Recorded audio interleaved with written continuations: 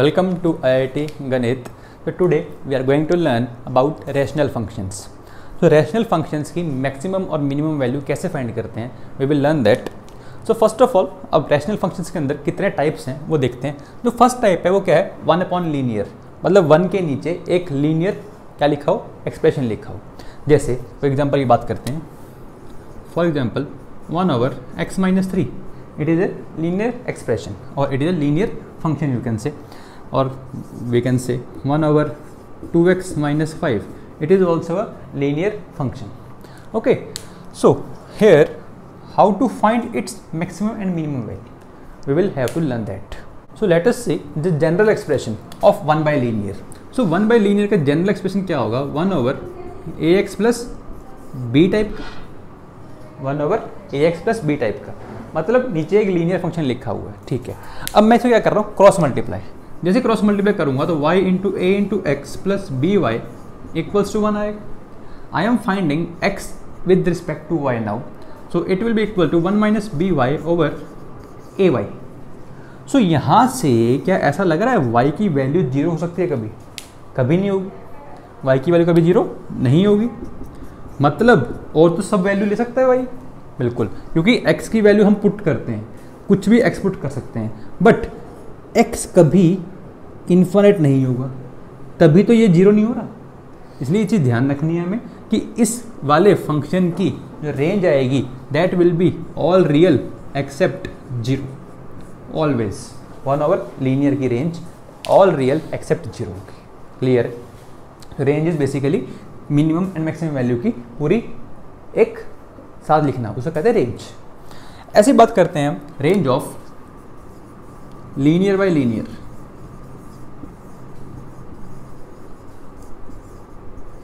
तो first of all example देखते हैं कि लीनियर बाय लीनियर के एग्जांपल क्या होते हैं. लेट अस से x minus 3 over 2x minus 5, this is linear bye linear.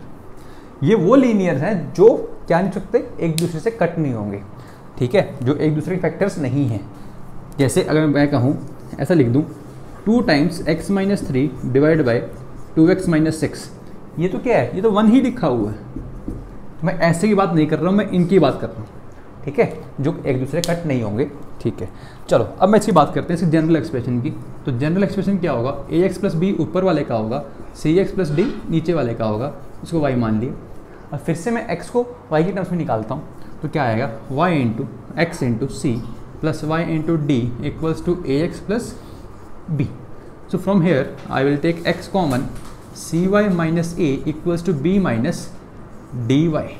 So x will be equal to b minus dy divided by cy minus a. Again जो denominator है वो कितना है, cy minus a है. तो क्या cy minus a की value zero हो सकती है? नहीं हो सकती. मतलब cy की वैल्यू a नहीं हो सकती, मतलब y की वैल्यू a by c नहीं हो सकती. ये चीज़ ध्यान रखना. अब क्या हर बार सॉल्व करना पड़ेगा? नहीं. क्यों? a क्या है, coefficient of x in numerator, c क्या है, coefficient of x in denominator. मतलब डायरेक्टली क्या, यही बस a by c. आंसर आ गया कि all real except a by c. तो इसकी रेंज क्या आ जाएगी, all real except a by c, और you can say all real except coefficient of x in numerator divide by coefficient of x in denominator. This is directly the answer. यहाँ से इसका answer है, ये भी बिल्कुल सेम है. क्यों? अगर ऊपर 1 है तो उसमें x का कोफिशिएंट क्या रहा होगा, जीरो रहा होगा. अगर जीरो रहा होगा अगर, तो क्या मैं कह सकता हूँ 0 बाई ए, एक जीरो ही तो होता है, तभी तो r एक्सेप्ट जीरो आया, ऑल रियल एक्सेप्ट जीरो आया.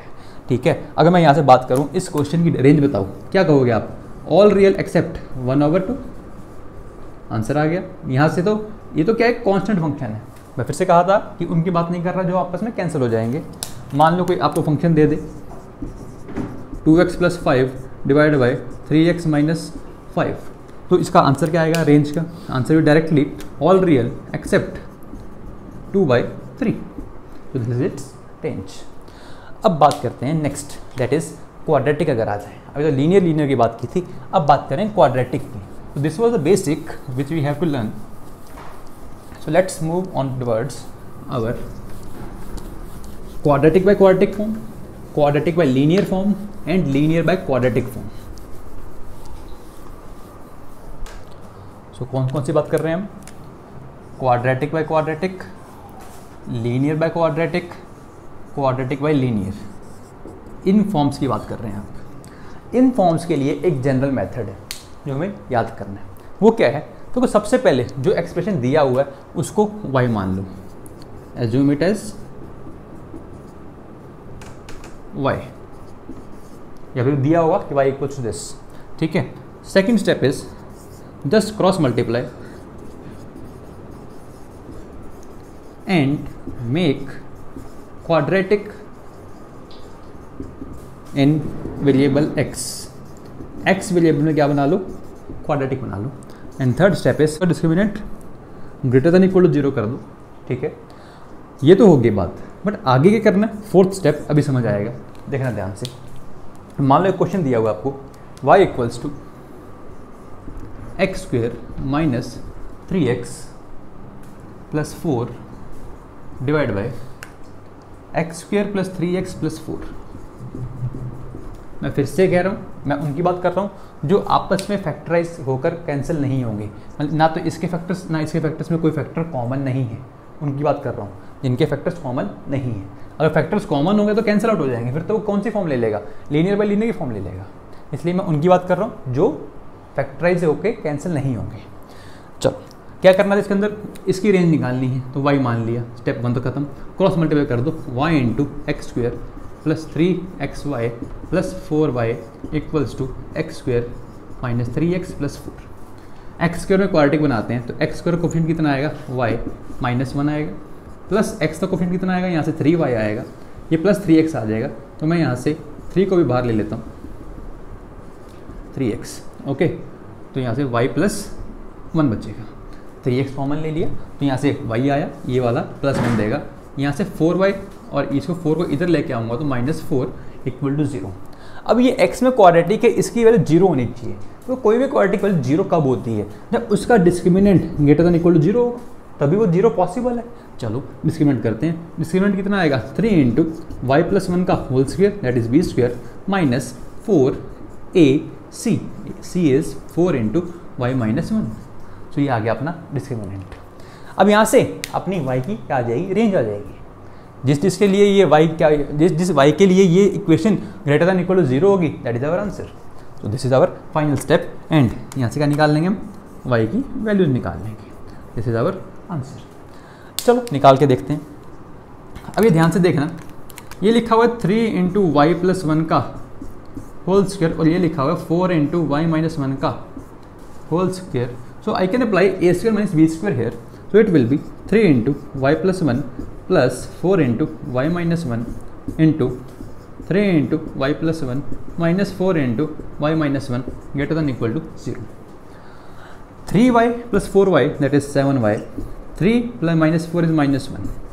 3y minus 4y is minus y. 3 plus 4 is 7. So I can write it as 7 minus y greater than equal to 0.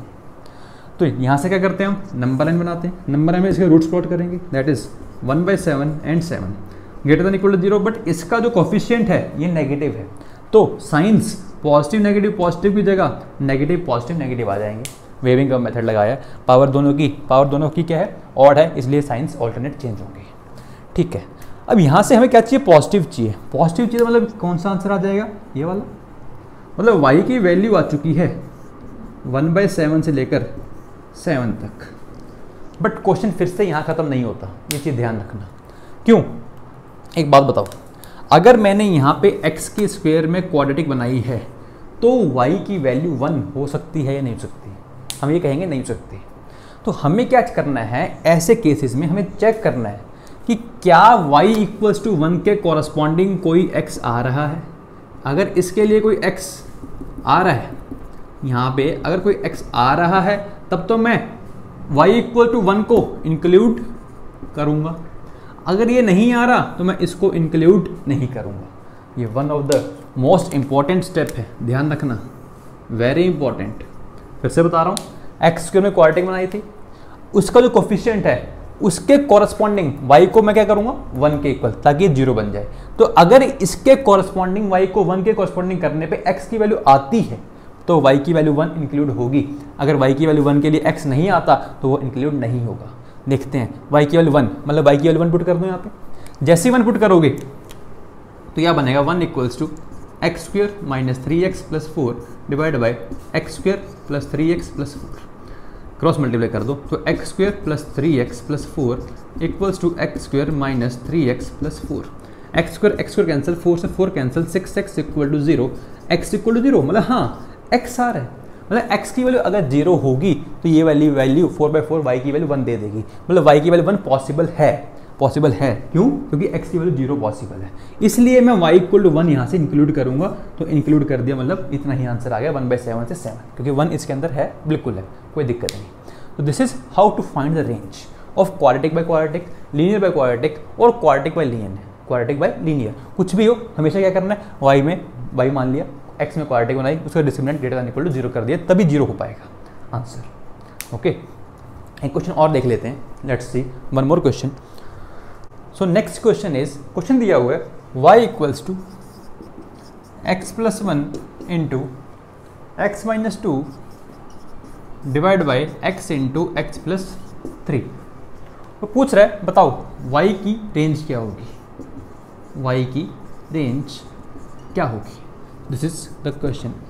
अब ध्यान से देखो, फिर से ऊपर और नीचे दोनों क्या लिखी हुई है, क्वाड्रेटिक लिखी हुई है, ऊपर और नीचे दोनों क्वाड्रेटिक लिखी हुई हैं और दोनों में कुछ भी कैंसिल नहीं हो रहा, ठीक है। तो मतलब ये क्वाड्रेटिक बाई क्वाड्रेटिक फॉर्म है, y मान लिया, ठीक है।